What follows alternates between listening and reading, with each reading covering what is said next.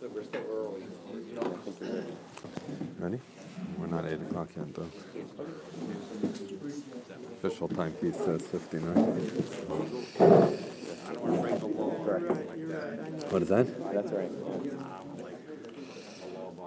Do we have any sponsors today? Last week, right? Yeah, I don't know. Maybe that's what the Rav said, I think.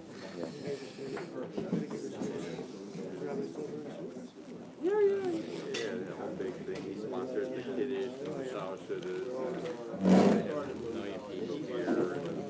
Saeed? Thank you. Okay, good morning. Today's daf is Daf Nun Daled. We're going to pick up on Daf Nun Daled Amud Aleph, 4 lines down where we left off yesterday. So last 3 words on the line. Yasiv Rav Yitzchak Bar Shmuel Bar Marta Kamed Rav Nachman. That Rav Yitzchak Bar Shmuel Bar Marta was sitting in front of Rav Nachman. V'Yasiv Kamar, and he was saying the following: Drusa Sha'amru Tzricha Bedika Keneged Bnei Ma'ayim. So this is actually something we saw yesterday, but the idea is that drusa, we've been talking about this idea of the animal claws another animal, and it has this element of poison in it. So if there would be such a clawing, so then you need to check to make sure to see whether in fact there was poison, which you would do. We discussed yesterday a little bit whether it's inside the animal or outside the animal, but you'd be looking for some red marks that would indicate, or some marks that would indicate the presence of this poison. So the question is, where is the area that you need to check within the animal to be concerned that the poison might be there? And obviously we discussed yesterday the concern is that the poison will in turn cause a hole or other injury to one of the organs that would make the animal into a treifa. So you need to check it. So this Gemara is saying that you need to check opposite from the b'nei ma'ayin. Now, I mentioned yesterday, in traditional fashion, we think of the b'nei ma'ayim as the stomach, but Rashi understands it to be broader than that. So it's talking about the entire, I think what we would call the abdominal cavity and the thoracic cavity. So like not only just the entire stomach area, but also the lungs and liver and things of that nature. Now, I alluded to this yesterday, but we didn't get involved in the detail. Tosas understands this to be a much more limited space. This would be basically the keres, which is the rumen, which we've been talking about for a while, which is where when the animal eats it, the first of the stomachs that it goes to, as well as the intestines. But it's basically the latter part of the animal. It would exclude pretty much a lot of what's in the rib cage and etc. We'll see how that comes into play in a moment. So, but basically, Rav Nachman, Rav Yitzchak Bar Shmuel was sitting in front of Rav Nachman, and he said that when you need to inspect for this marks that would indicate poison, you need to check Keneged B'nei Ma'ayim. And again, Rashi says that's a broader area, Tos says it's a more narrow area.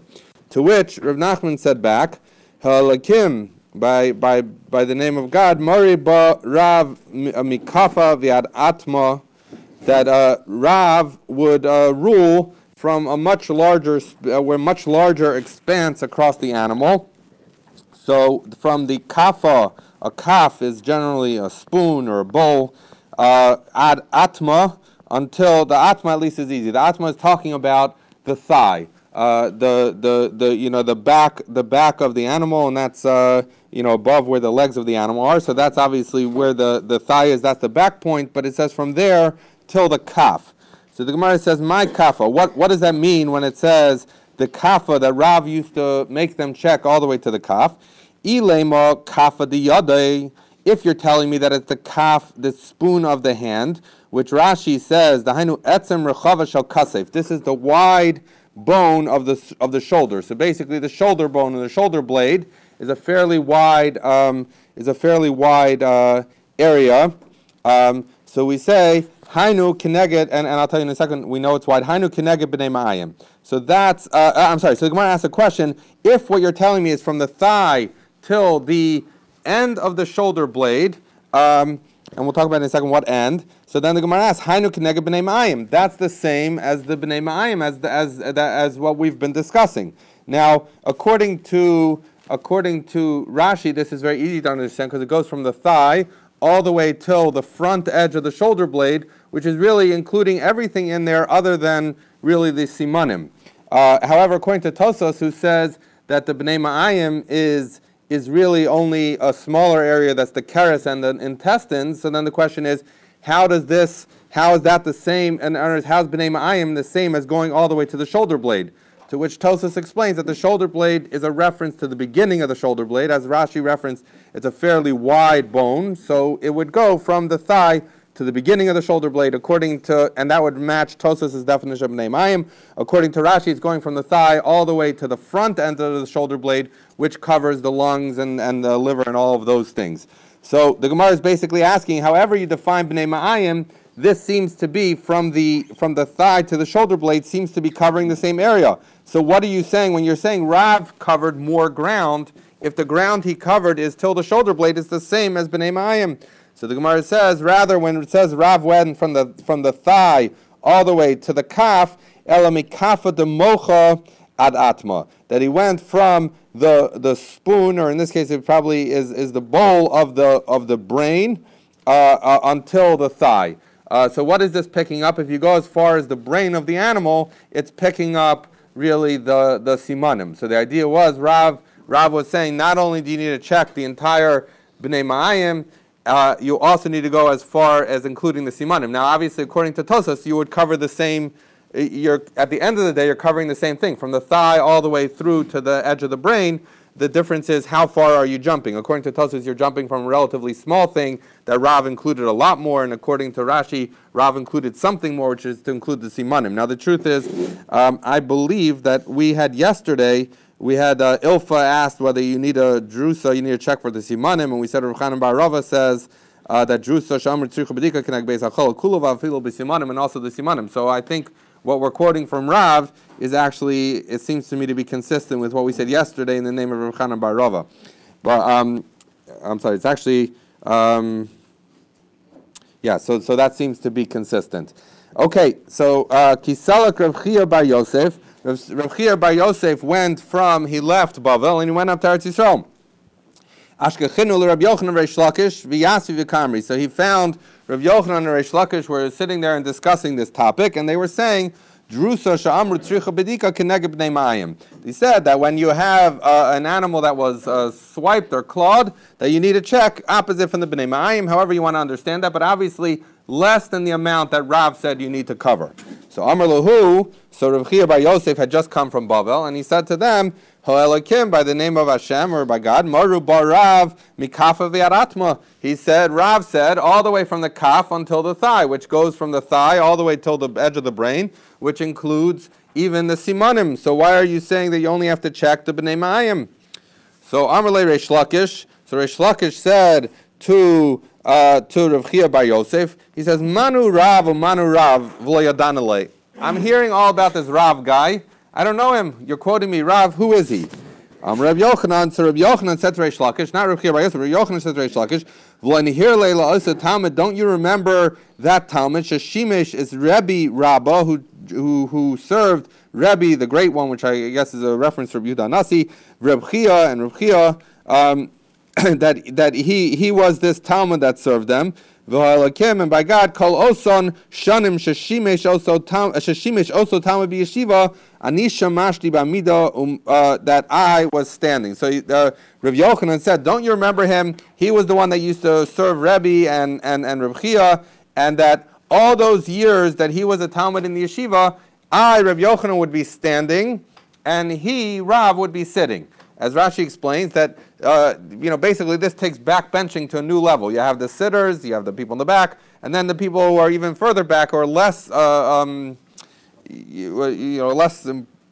accomplished would be standing, the standing room only. So basically, Rav Yochanan was saying, I was a standing room guy. Rav was ahead of me. He was a seated guy. So don't you remember him? He says to Reish Lakish, Uman Gavarhu Gavar Bakula. What's he great in? He's great in everything.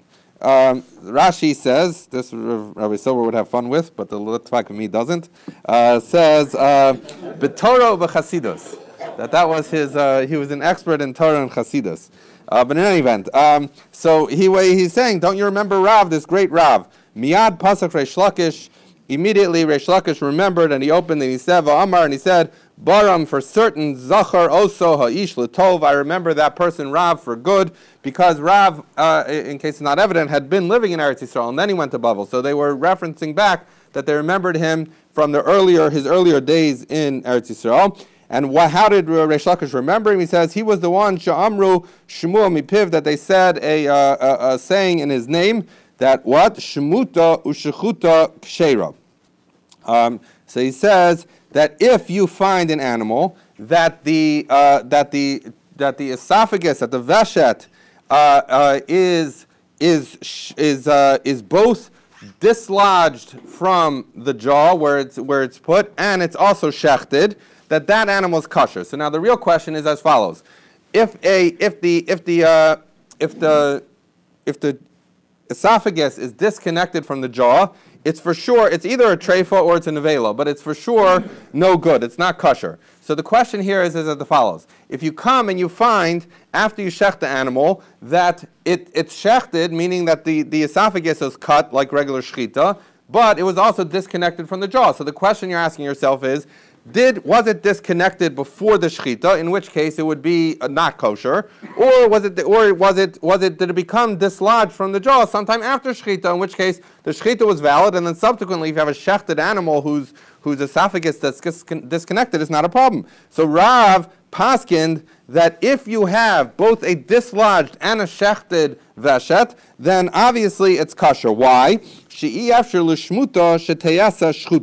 Because it's impossible that you would have a shmuta that is also shchuta. Why? Because had the esophagus become dislodged from the jaw, from the beis halechi, before the shechita, what would have happened? It would have dropped down in the animal because there's nothing holding it up anymore. It would dislodge. And then when the shochet came and does the shechita, there's no longer a veshet there for him to even shecht. So therefore, it can only be, if you find that the veshet is shechted and dislodged, it can only be that it became dislodged afterwards. So Reish Lakish now remembered, this is Rav, the great Rav that everyone's saying is so great. This was something he said. I remember he was a good guy. Okay, so that is Reish Lakish. Reb Yochanan Amar, but this is going back, this memra where Rav said it's for sure kosher, and this is interesting because Reb Yochanan himself, who praised him, argued with Rav. He said, Amar Yava v'Yakif. He should come and he should compare. Now, if you remember, we had on a few days ago on Daf Nun, we said that Makifim b'nei Ma'ayim, that you can compare the b'nei Ma'ayim, that you can compare the reyes, and we talked about different ways that basically the idea is you take another animal that's shechted or some other way of checking, and you compare what's going on here in order to figure out what's happening. So basically the idea in this case is that according to the way Rashi understands, Rashi says Yechatchena b'makam acher. So what do? You take you take that same veshet that's been shechted and you cut it in another place further down on the esophagus. Im domim mareim shel chatachim. If the two cuts look the same, so then it's treifa. Why? Because the second cut you did was obviously done after the esophagus was disconnected, because we have already said the esophagus was disconnected. So if that cut that we just did with the esophagus surely disconnected looks the same as the cut that was there from previously, it would tell you that these were both the same kind of cut, and both of them happened after the esophagus was dislodged, in which case this would be a treifa. On the other hand, if the second cut you make looks different than the first cut, and the general understanding is that the first cut was more red, so I would tell you it had more chiyus, and in other words, it was a living animal when it was cut, versus this one was cut when it was no longer living. That Rashi says the hovadomin yesh lomar sha'af chata charishan la'achar ikor nasa. That so Rashi would say that if they look the same, then you have to be concerned that both of them were done after the esophagus was dislodged. Now, not everyone agrees with Rashi's way of understanding. So Tosfos first of all brings the Baal Halachas Gedolos. I think Tosfos was on in the first parak on Daf Tes. So there they talk about the fact. The question is, Rashi learns that when the veshet is disconnected, the issue is one of treifa. The halachas gedolos learns that it's an issue of halacha lo Moshe Sinai. And so the issue is, if it's a treifa, so it's a physical fact in the animal, then examining them, examining the colors, should work. But if it's just halacha lo Moshe Sinai, so then what kind of exam do you have going on here? So therefore, they would understand that rather what was happening is that they would bring another animal, not cut a second cut in the veshet. They would see the difference if you have a veshet that was cut after you would disconnect the esophagus and you would cut it, and then you would see, does it look the same as the first one? So in other words, unlike Rashi, who says you're comparing on the same animal, then according to halachas gedolos, we'd have to say that you're comparing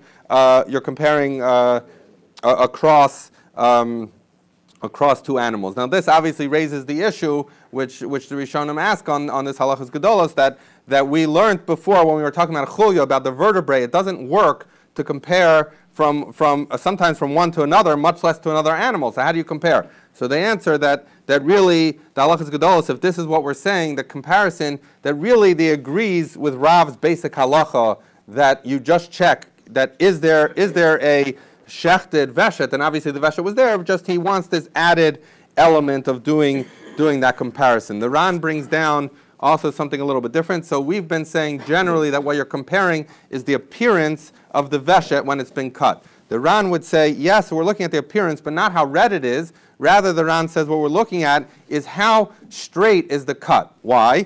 Because if you have a veshet that's connected, so it's taut. And if it's taut, when you cut it, it's a straight cut. On the other hand, if the veshet is flopping around, even though it somehow stayed up there, it didn't drop down, but when you would do the shechita and you'd cut through the veshet, it would be floppy, and that would create a not so straight cut. So the Ran says that's what you would be looking at if you were doing it, which also answers up some of these other questions about how the comparison might work. So then the comparison might be the same, even within the way Rashi learns within the veshet.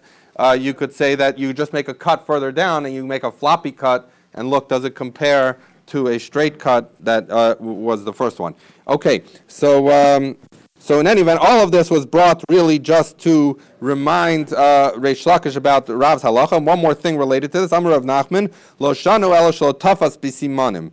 That when do we say that this is true? And by the way, this is also one of the things that makes it easier to understand the Ran, easier to understand with the Ran. He says, when do we say that it's true that you can compare and decide was it good? Is that's if you're not holding on to the simanim. But if you are holding on to the simanim, right? So then it's an issue, because what was Rav's basis for saying that it's automatically kosher is because if the veshet would have been disconnected, it would have fallen down and there wouldn't be a shechted veshet. But if you're holding up the simanim with your hand, so then obviously there's no proof from the fact that the veshet was shechted, because maybe it was disconnected, and the only reason it was shechted was because you were holding your hand up there.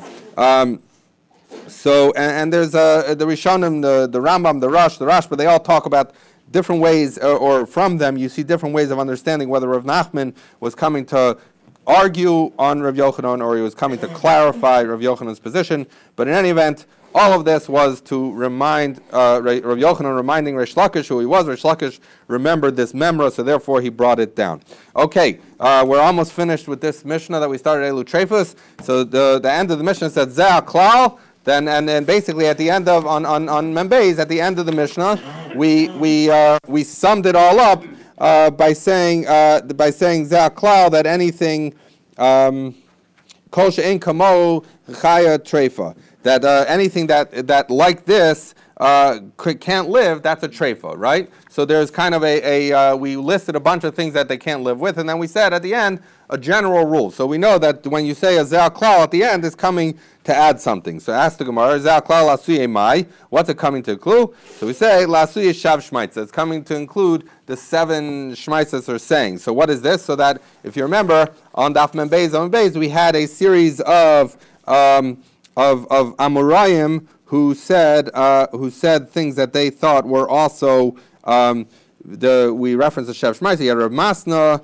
you had Rachish Bar Papa, Mishmei the Rav, you had Rav Avira, Mishmei the Rav. You had a bunch. You had seven Amorayim who were adding cases that they considered treifa. So therefore, when the Mishnah says Zeh HaKlal, that anything that's not going to live is a treifa, what was it really coming to include? It was coming to include all those 7 cases of the various Amoraim. Debei Yosef Rishba Machu Begida Nashaya V'Katle. So the Yosef was a hunter, and the people in his hunting party, what they had a practice that they would hit the Gid Anasha. Rashi says either with a bechitzim or b'makol, either they would shoot an arrow at the Gid Anasha, or they would hit the Gid Anasha of the animal, the katli, and they would kill the animal. So what happened? Also, the coming to Rav Yehuda ben Meseira. So they came in front of Rav Yehuda ben Meseira. So what were they coming to ask him? Because the question is as follows: since they saw that if you hit the Gid Anasha, the animal dies, so you should say once you hit the Gid Anasha, it becomes a treifa. And if it becomes a treifa because it's going to die, so then you shouldn't be able to eat it, even if you were to shecht it between the time that you hit the Gid Anasha and it actually dies, because since it's going to die, you should say it's a treifa. So they came in front of Rabbi Yehuda ben Beseira, and he said to them, "V'chila hosef ala treifas yesh." He says, "Ein lecha ala masha manu chachamim." He says, "Are you coming to add to the list of treifas?" It doesn't work like that. What the Chachamim establish as a treifas, those are the treifas. Anything beyond that is not a treifa, and therefore hitting the Gid Anasha is not making it a treifa. The Gemara will ask in a minute, what about the fact that it kills them? And we say that something that kills an animal makes it a treifa. We'll discuss that in a minute. Just want to say another story first. The Gemara says, the Bach says, the Bei Rav Papa Bar Abba Rishba Machu Bechulya V'Katli. That Rav Papa Bar Abba was also a hunter, and they didn't hit the Gid Anasha. What they would do is they would shoot an arrow at the chulya, at the kidneys.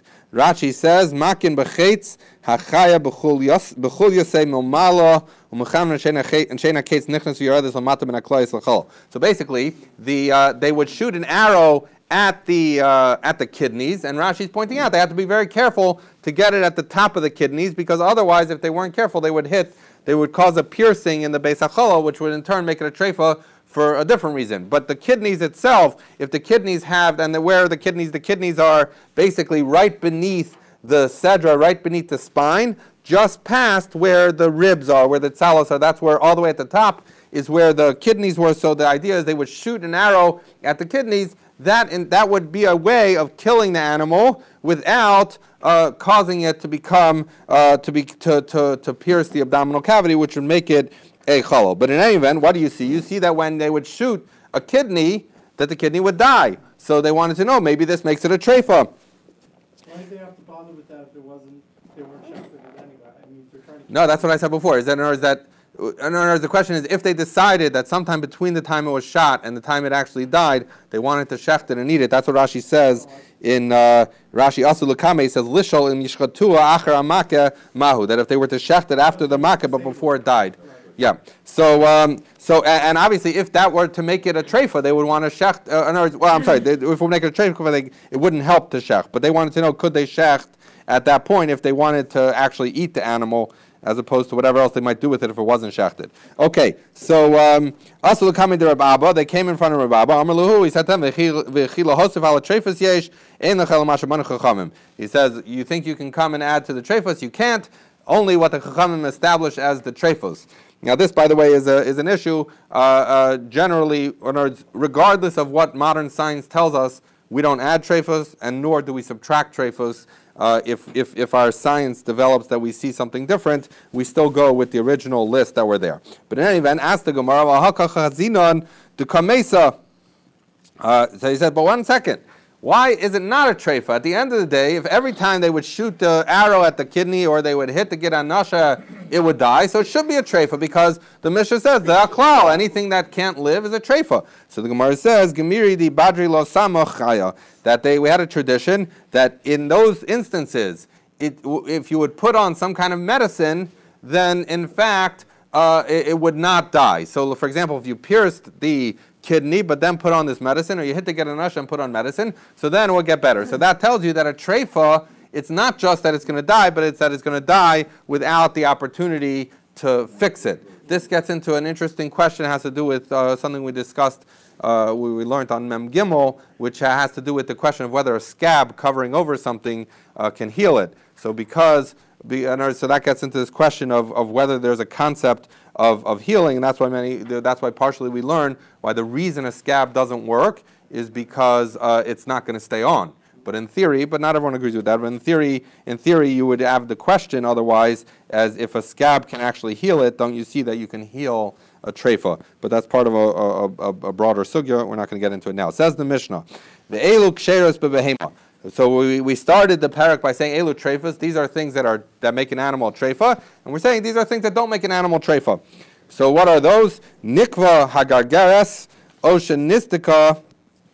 So you have the gargaris is another word for the veshet. It's the esophagus. So if it gets, I'm sorry, it's a trachea. I'm sorry, it's another word for the trachea. That if the trachea gets a hole or it gets cracked, Rashi explains what does it mean that it gets cracked. Means that it's cut on its la'arka, on its length, meaning top to bottom. As long as there's some connection, the trachea is intact at the top and the bottom of the cut, and the trachea is still there, then it's okay if it's cut on a vertical axis. So now, ad kama techser. Now, at a certain point, it can be cut or have a hole, but if it's missing a certain amount of the trachea, then it becomes a treifa. So the question is, how much can you be missing and it still be considered a kosher trachea? Rav Shimon Gamliel says, ad ke iser ha'italki. Until an iser ha'italki, an Italian iser. Now we encounter this many times in Shas. We encountered it at the beginning in the first parak of Chullin, and the poskim don't exactly know the exact size of this. They have a sense of relative measure, but they don't necessarily know the exact size. But we're going to see later that there are some substitutes that can answer the question for us. Nifchasa hagolgoles. Now, another case where it's kosher is you could have where the skull has deteriorated, but it has not caused a piercing in the moach, the krum shamoach, which is the membrane that surrounds the brain. So as long as the membrane that surrounds the brain is intact, the fact that some of the skull has become disintegrated or missing is not a problem. We'll see though later that there is a shear at a certain point at which it's missing that you would in fact it would be a treifa.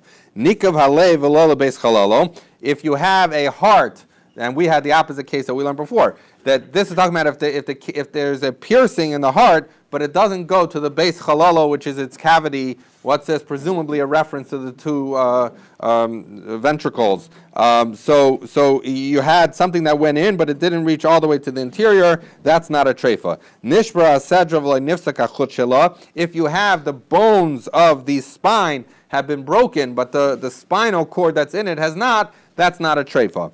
Nitla hakaved v'nishtayar himena kazayis. That if you have the liver has mostly been taken out, but it remains in it enough the size of a kazayis, that's not going to be a treifa because the liver can regenerate themselves. Hamses ubeis hakosos. So the hamses is the third of the stomach. So we know that the first stomach, the keres, would be where the food would sit. It would make its way down to the beis hakosos, which was the second stomach, which would turn it into a cud. The cuds would go back to the animal. When we say chews its cud, it means it chews what comes out of the beis hakosos. It then comes back down, and having already been re-chewed cud would proceed to the third stomach, which is the hamses. So now, the hamses and the beis hakosos, as being the second and third stomachs, are obviously next to each other and connected. But the issue is as follows: that they were actually physically proximate. Within that physical proximity, there was an opening, obviously, inside, because otherwise, how did the food get from the second stomach to the third stomach? So what the Mishnah is saying here is, let's say there becomes a new hole in the hamses and in the beis hakosos, and those holes are opposite each other in a place where the hamses and beis hakosos are actually touching each other. So now what do you end up with? You end up with two avenues for food to go from the beis hakosos to the hamses. So that's not a problem, says the Mishnah, because at the end of the day, it's serving the same function. So that's what it means when it says hamses or beis hakosos should nikvu zeh, that if you have the hamses and beis hakosos get a new hole but all that happens is the food from the base of kosis goes into the hamses, so then it's not a problem. Nital atchol, if the spleen of the animal was removed, that does not make it into a treifa. Nitlu hakloyas, that if the kidneys were taken out, if the kidneys were taken out, that it does not make it a treifa. Now, for those of you who have this book, the Tumunei Chol. So if you look in the back, there's actually a fascinating thing, because people struggled a lot with the fact that how could you say that an animal could live without its kidneys? Kidneys serve a certain function. So he describes in the back a whole thing that at a certain point many poskim gave up. They said they don't understand how that works, and then they found a study of more recent years where it describes in great detail exactly. They did a test and they determined that certain of these animals, ruminating animals, which are animals that chew their cud, have an ability that the keres can at some level serve some of the functions of a kidney. So they found this to be this is a scientific study. It wasn't, they saw based on that there's an idea that they talk about the fact that makes the animal anorexic a little bit. So I don't know if it could last 12 months, but in theory you find an instance where these kind of animals, in fact, the ruminating animals could survive without a kidney. It's relatively short and it's interesting to read. In any event, Nitol lachia tachton. Now, if the lower part of the jaw gets taken, that does not make it a treifa. Now, this should get you into a real question, because we've learned that if you have the veshet, that if the veshet gets disconnected from the lower jaw, so then it's a treifa. So how could you say that if the lower jaw gets taken away, it's not a treifa? So I think this is what Rashi was trying to address. Rashi says, Nitol lachia tachton me'ala basar v'asimanim mechubarim bebasar. He's saying the lechia tachton, the jaw had some meat, and basically you withdrew the jaw, but the simanim were still connected to the meat. So Rashi's saying that's sufficient, because when do we say it's a treifa? Is it gets disconnected altogether. As long as the veshet and the kana are still connected to the meat of the lechia tachton, if the lechia tachton itself is taken out, it does not make it into a treifa. Nitla ha'em shela, that if you have the uterus of the animal gets taken, that's not a treifa. V'charusa b'dei shamayim. This is an interesting case. So Rashi says, Mefarish b'Gemara, we're going to see Eretz Hashem tomorrow, shetzimka reya shela, that its lung dried up, but dafka specifically b'dei shamayim. If this happened by some natural occurrence, kigon shenivasa may kol ram uvrakim, because it got afraid of like thunder and lightning, something happened naturally. Where does this word charusa come from? Rashi says charusa, that when it gets dried up, it becomes kasha kecharias dekel. It becomes hard like the branches of a palm tree. So that's this language of charusa. So the Gemara is going to talk about how do you know when you look at the animal if it got dried up because it got scared of thunder and lightning or it got scared of a person. But in any event, we'll see that in Eretz Hashem tomorrow. Continues the Mishnah. Hagluda. The case of gluda is what? Rashi says shenitol ora, that it lost its skin. How? O machmas shchin, o machmas malacha. Either it got worked to a point that it lost its skin, or it had boils, and the boils caused the skin to come off. V'lo klum, and it didn't have any skin left. So that gets into a machlokas. Remeir machshav chachamim posel. Remeir says that's kosher. It's not a treifa, and the chachamim say it's pasul until you get some more skin on it. Rashi says that the Gemara is going to discuss how much needs to remain from the skin that it should be kosher according to the chachamim. Okay, says the Gemara. Itmar Reb Yochanan Amar Elu treifos dafka. Reb Shimon ben Lakish Amar Elu ksheros dafka. Okay, so what's going on here? So we just did a Mishnah that starts ve'elu ksheros bebehema. These are the ones that are kosher in a behema. How did we start the parak? We said elu treifos. These are the ones that are treifos. So the question is, normally when you say elu, it's a miyat. It's saying these are the ones that fit in the category, and not some other one or ones, right? So the question is as follows. So we see that both the elu treifos and elu ksheros both use the language of elu. One of them we're saying is coming to exclude something, and the other is just there for stylistic symmetry, so that you use the same phrasing. So this gets into machlokas Rish Lakish and Reb Yochanan. Reb Yochanan says that elu treifos is dafka. It's saying these are the ones that are treifos, and this other thing is not a treifa. versus Reish Lakish is saying Elu Ksheres Dafka. These are the ones that are kosher, which is saying as distinct from another one is not kosher. It's a treifa. So we're going to see. So they have competing or dueling inferences depending on which one you think is the primary one and which one is just stylistically similar. So now the Gemara goes on. What are they arguing about? They're arguing about but the Rav Masna. Rav Masna. Now Rav Masna, I mentioned it in passing before, Rav Masna was one of the 7, the Shev Shmaitza. He was the first one. So they argue about this case. Amar Rav Masna. Rav Masna says, "Hai buka da atma." This buka is like a ball, a rounded joint. We talked about this yesterday in the context, or the day before, I don't remember, in the context of the chulya, of the vertebrae, that the way the ribs attach into the vertebrae, it's a ball and joint. So that is that's what we're talking about here. That the thigh bone also has a ball on the top, the shaf miduchte, which slipped out of its place. According to Rav Masna, that is a case of treifa. So Rabbi Yochanan Amar, so here's how Rabbi Yochanan learns. He says, Elu treifos dafka.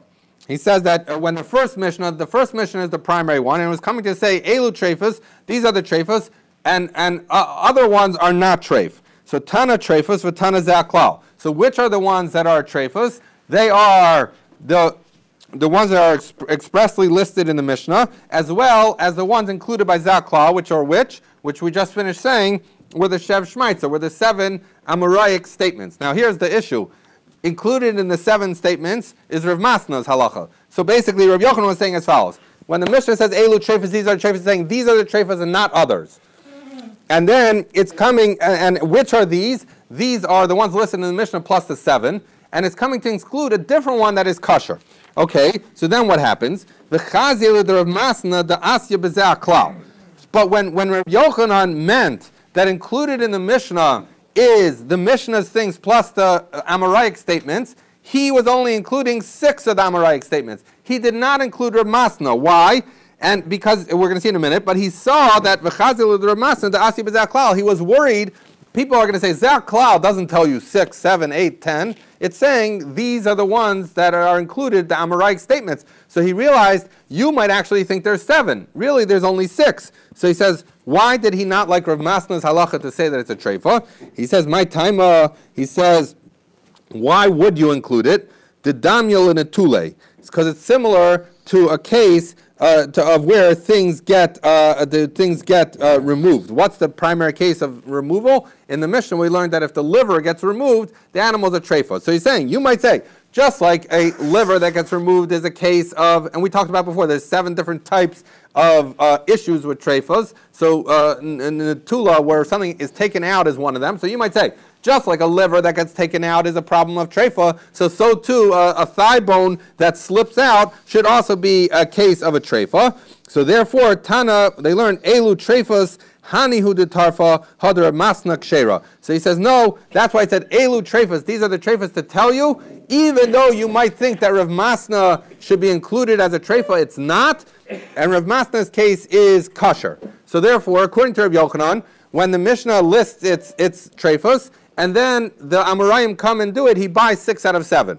So, but he doesn't buy Rav Masna. And therefore he understands that Elu treifas, these are the treifas, are these 18 plus 6, and not the 7th one that you might have thought to include. Reb Shimon Lakish says, no, Elu Ksheras Dafka. Our Mishnah on Daf Nun Daled is the one that's specific. And it's saying, Elu Ksheras, these are the ones that are kosher, excluding a different one that's going to be that's going to be treifa. Which is that? So Tana, we learned Tana treifa, so Tana zaklal.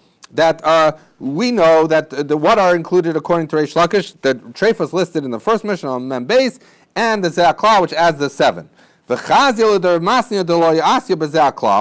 he saw that there were the Tana saw that you might not include the case of Rav Masna, right? So, and obviously Rav Masna was an Amora. All of these were Amoraim, but the idea is that the cases that they talked about were ones that the Tana was including in Zaklal. So Reish Lakish says the Tana saw that if all I wrote was Zaklal, you might have only included 6, and you wouldn't included Rav Masna. My timer, why would you not have included it? You say, Lavlin a kuvi damya, because it's not similar to any other treifas. It's not similar to a flaw in that something is pierced, because there's nothing pierced when the thigh bone slips out. Velola pasuke damya, it's not similar to something that got cut off, because nothing got cut off here. It's whole. It just slipped out. Netule nami lo damya. It's not similar to something taken out because netule is a reference to like if the whole liver got taken out. In this case, it's true that it slipped out of its joint, but it didn't get taken out of the animal. So says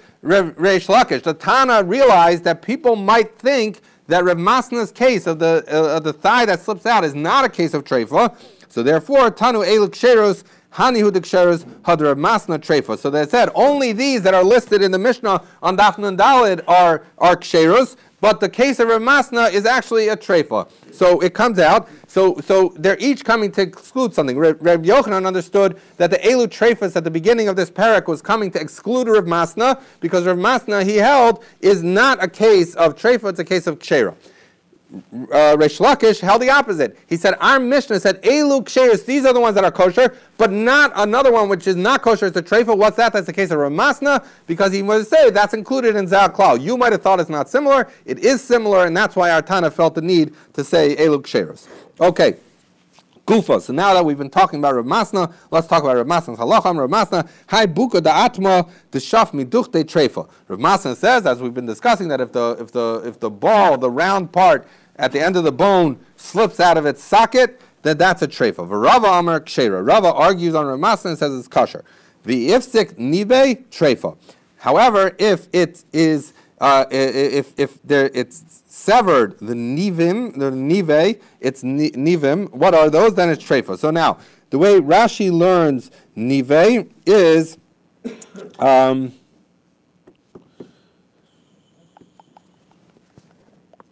Let me just find it. He's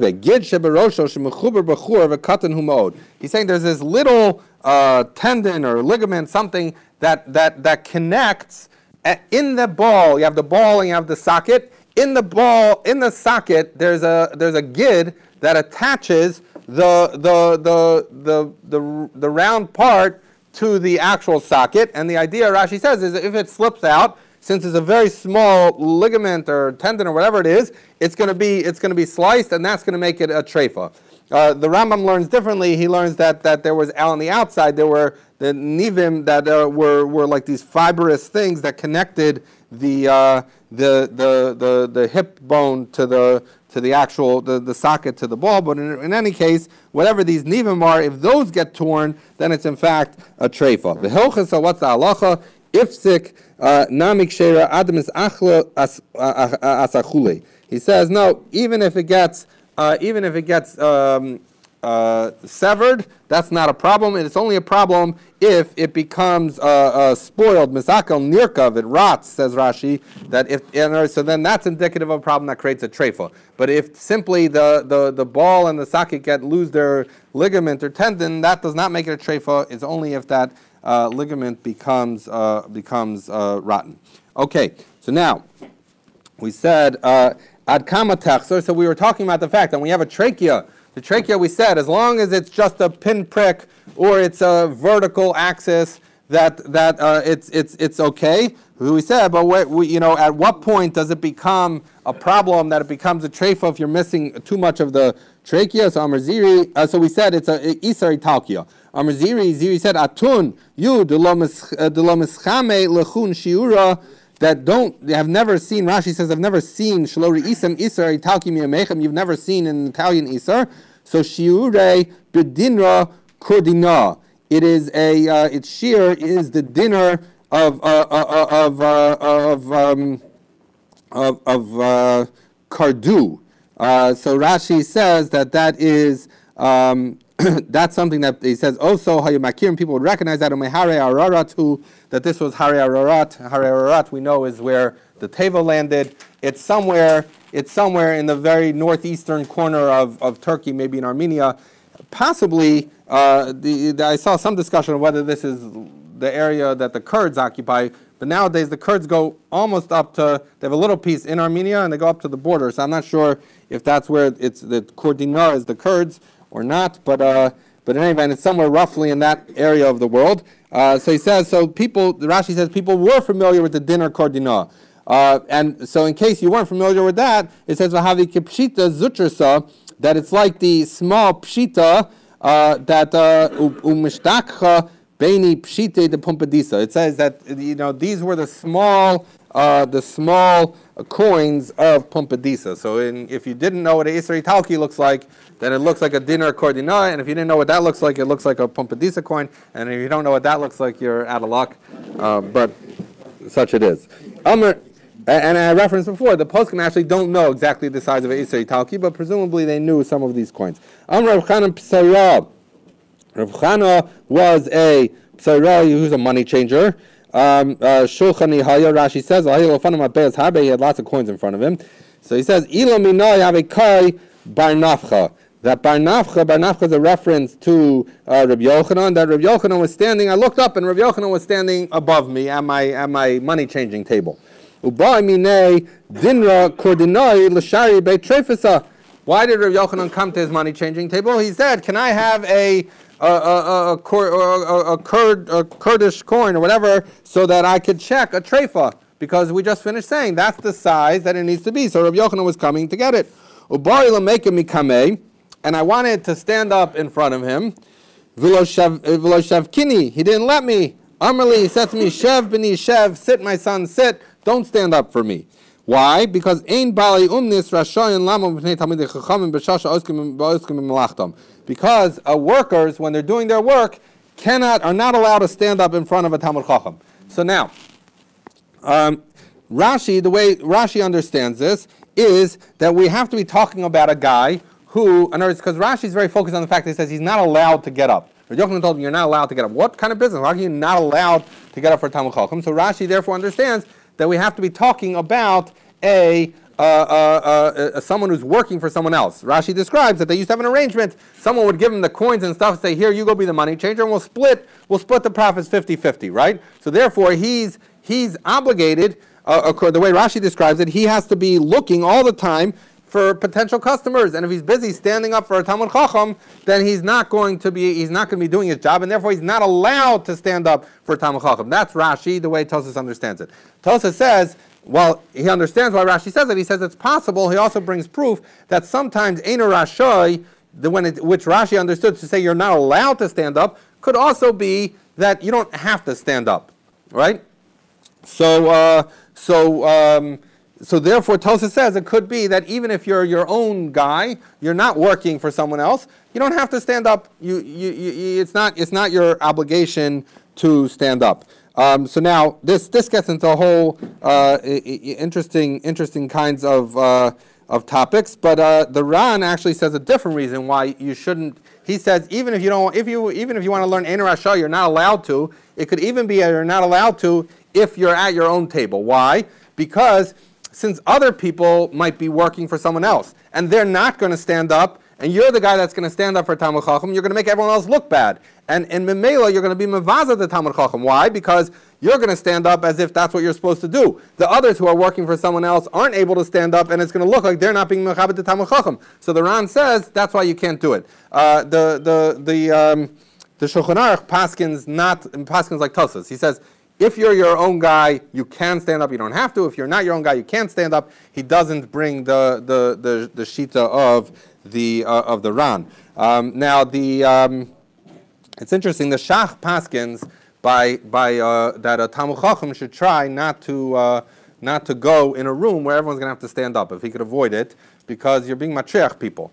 And the Aruch HaShulchan explains, though, he says that that's true. That's not true nowadays. It was true in the past, because how do people sit in the past? They would sit on the floor. So to stand up from the floor is a big interruption. But to stand up with the way we do on a chair and you stand up like this for 1 second is not a problem. So he's going to say the halacha doesn't work like that. Now here's another thing that interestingly in the Chuvas Gedolos and others, they talk about the fact that this idea that if you work for someone else you can't even take the time to stand up, it doesn't apply nowadays. In other words, because nowadays employers don't expect in the age of the internet and distraction and smartphones, they don't expect you to pay attention all day, and therefore, you would be, even if you were working for someone else, you would be able to stand up. They said, but he says, where would you not be able to stand up? For example, I saw this brought in Pnei Halacha. So it's saying, like, for example, if you're putting holes in pearls to make a necklace, or you're a sofer who needs to be working very closely,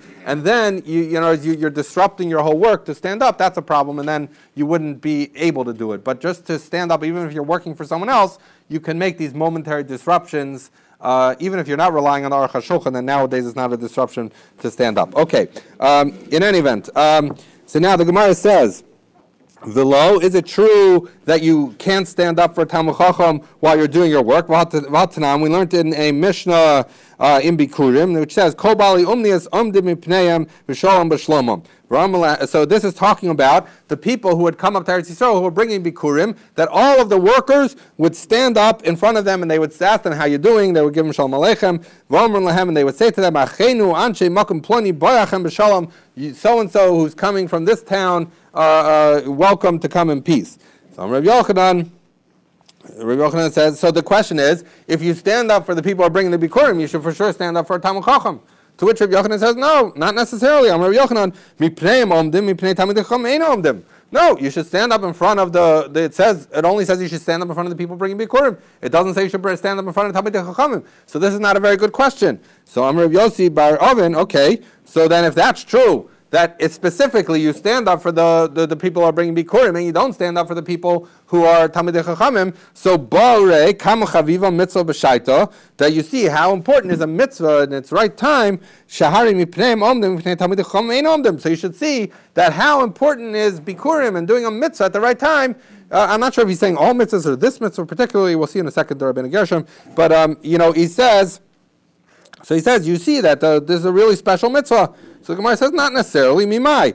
Dilma kadesha tehei nimtza machshil lasid lavo. Because maybe the halacha of the Ole Bikurim in particular is something that generally you don't stand up for anyone, not for a regular mitzvah, not for Talmud Chacham, but for the Ole Bikurim you would. Why? Because you don't want them to not come next time. Because it's a big deal to bring Bikurim, and you want them to feel good. We saw a similar concept in Beis Isaac, that when we learned in Rosh Hashanah that the Edom would come, you'd give them a good meal because you wanted them to come next time they saw the moon. So same thing, you'd make them feel good when they came, the Ole Bikurim, so that they would come again. But that doesn't prove that it's more important than rising for Talmud Chacham.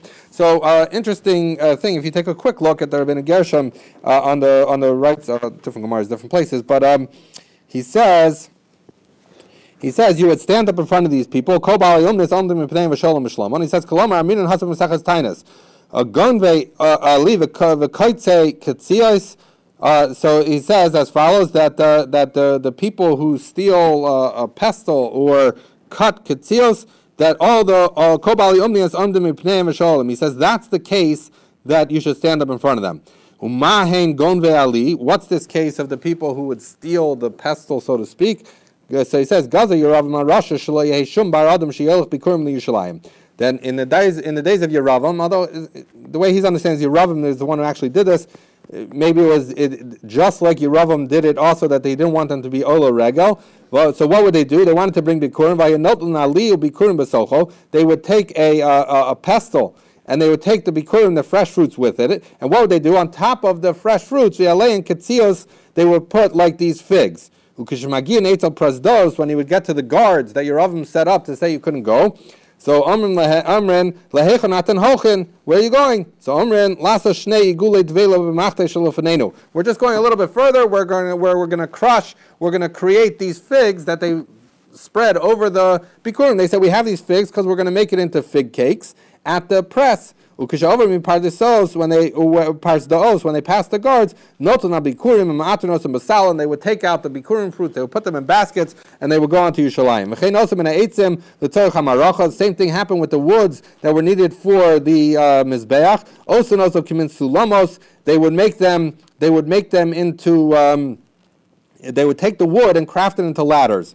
Kishmagin Eitzel Parzdos, when they get to the guards, Omrin Lana Atam Hochen, they say, where are you going?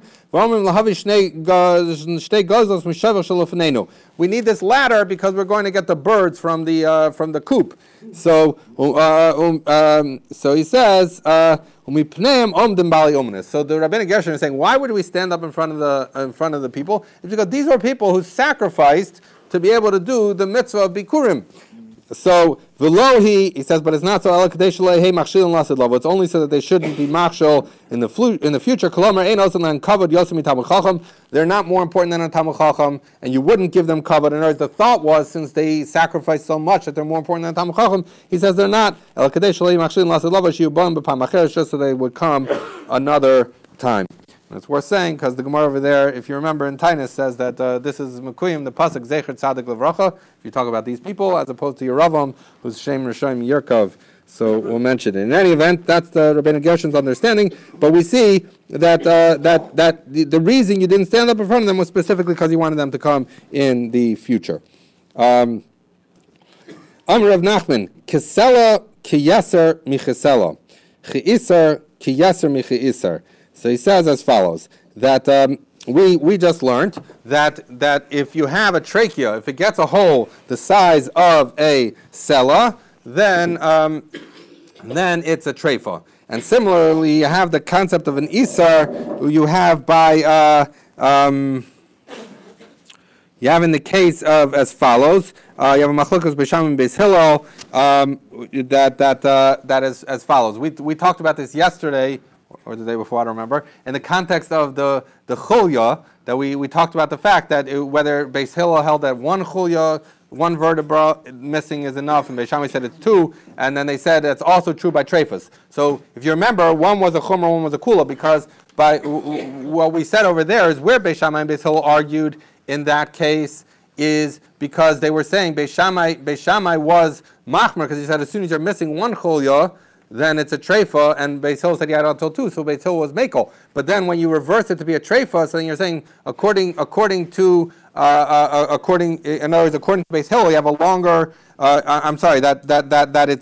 is still a treifa for longer. In any event, without getting into all the details, we have a similar concept here where a different machlokas. That machlokas was in the context of you have a shedra and a gulgolas have to be in order to do tumas oel. The sedra has to be whole, or the skull has to be whole. As distinct from if you have majority of the bones or majority of the abdominal cavity, that's another way to have tumas oel. But the idea is that the skull and the spine need to be complete. So Beis Shammai and Beis Hillel argue by the spine, is it one missing vertebrae, is it two? And in here, what they talk about, according to Beis Hillel, you need to, if it's taken out of the skull enough that if you took out that amount of a skull from a live person, he would die. Then that is the amount that the skull is no longer considered a whole skull. And the Gemara says, and Rashi says, maybe a Brisa says that that's a sela, right? And so then what happens here is that we're saying that Rabbi Yehuda says in the name of Shmuel that this same halacha is true by a treifa.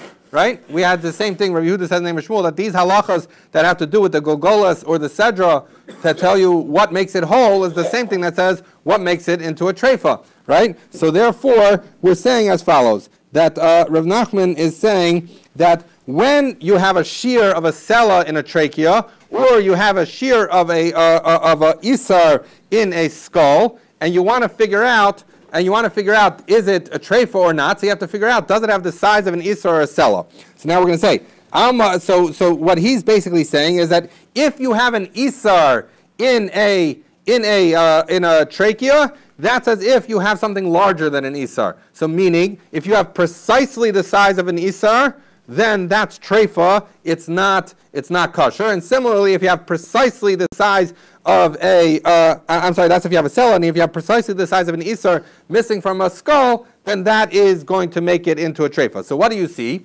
This gets into the machlokos of ad v'ad b'chlal or ad v'loy ad b'chlal. So the question is as follows: the Alma Kasav Rav Nachman. You see that Rav Nachman holds ad v'loy ad b'chlal. That when it says until, because it says it's not a treifa until it has an isar or until it has a sela, right? So you might understand that means if you have a sela, that's still covered that it's not a treifa. If you have an isser, it's still covered it's not a treifa.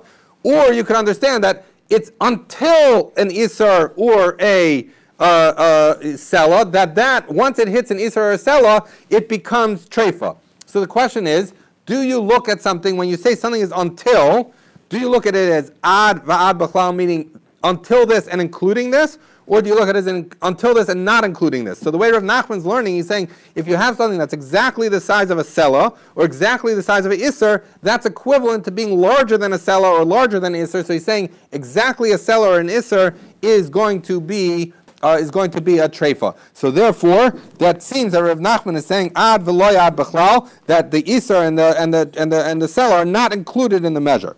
Esvei Rava Rav Nachman. Rava asked Rav Nachman, Cheval yotzi min amita ad chamisha tfachim tahar. So, how did they used to make beds? We've encountered this before. They used to string rope around some kind of frame, and then that's how they would make the bed. So what happened is he wrapped the bed with the rope, and the rope was hanging out some excess rope.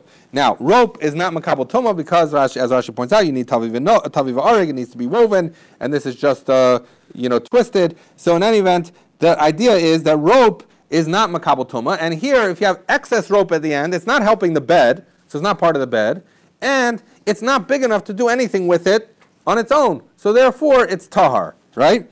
So we say cheval yotzim min amita ad chamisha tvachim until chamisha tvachim is tahar. So the Gemara says ma'av chamisha kalamata. Doesn't that mean even if it's 5, it's tahar? Now why do you assume that? Because as opposed to saying ad chamisha tvachim, maybe what I think what they learn is that it should have maybe said ad tefach chamishi. Right, until the 5th tefach, which would be more clear. So if it says up to 5, that's including 5. Because if it wanted to say up to but not including 5, it would say until the 5th tefach. So the Gemara says, "Lo chamisha kilamala." You're assuming that, but I would tell you that no, 5. When it says ad chamisha tvachim, it means until 5 but not including 5, and above 5 is going to be tahar. At 5 is going to be tahar, just like above 5. So he says no proof from there. Tashma, same thing.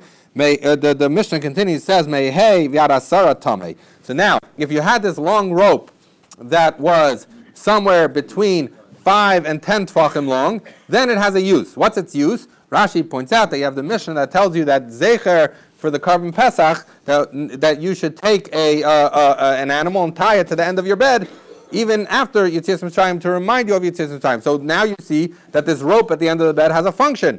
So therefore it says from 5 to 10, it's tameh, because once it has a function that's related to the bed, it becomes tameh just like the bed itself. So the Gemara says, "My lav asar kolamata." So what about 10 itself? Isn't 10 like between 5 and 10, and it's going to be tameh again? Because I guess it should have said on ara tefacha asiri. So the Gemara says, "Lo asar kolamala," that if it's exactly 10, it's not like 5 to 10. It's like 10 and above, which is going to be tar. Why is it going to be tar? Because it no longer has. It's no longer there for the purpose of the bed, and it's usable for other things. Okay, but in any event, you see that there's no proof that Nachman holds ad v'lo ad b'chal. Tashma, come in here. Hadakin shebechli cheres hein v'karkaroi seyen v'doifnoi seyem yoshvim b'loi mus shalom misamchan shiurim b'chtei sichas katan. So he says as follows, that if you have a klei cheres, earthenware thing, so the question is, well, if you have a really small earthenware keli, or a karkaroi seyen is, Rashi says, is their shulayim, their bottom, the base of it. So you have a little bit of the base of a broken klei cheres, or you have the walls of a klei cheres. So it says, if they can sit without being otherwise supported, meaning that it's such that it can actually be a keli that can hold something. If it's round and it's just falling over, it doesn't help. But if it can sit on its own, so then the issue is that if there's a certain amount of liquid that it can hold, it's considered a keli, and it's makabel tuma. So we say as follows, that shiuram bechtei sichas katan, that the measure is, can it hold enough oil that you need in order to rub oil on a baby, ve'ad log. And so if it's a small klei cheres, until it's a klei cheres the size of a lug, the measure is how much oil you need to smear on a baby or part of a baby. So the Gemara says, "My love, lug kilmata." So when it says ad lug, doesn't it mean up until that amount, including including that amount, it has this measure of a small amount of oil that you put on a baby. But that would tell you that a lug is like less than a lug. So therefore, you see that ad va'ad b'chlal, because it includes a keli that is a lug worth, still has this measure. We're going to see in a minute, or not in a minute, we'll see tomorrow, Mitzvah Hashem, that if it's a larger, if your original keli was larger, then you need more liquid in order to make it a thing. So here they're saying, up to a lug needs only the amount you need to anoint a baby. The amount you need to anoint a baby, isn't it true for a lug also? So you see, ad va'ad b'chlal. So the Gemara says, lo, lug kilamala, that lug is like, so it's up until a lug, but a lug is like the next measure, which is going to require a larger measure than is required to smear on a baby.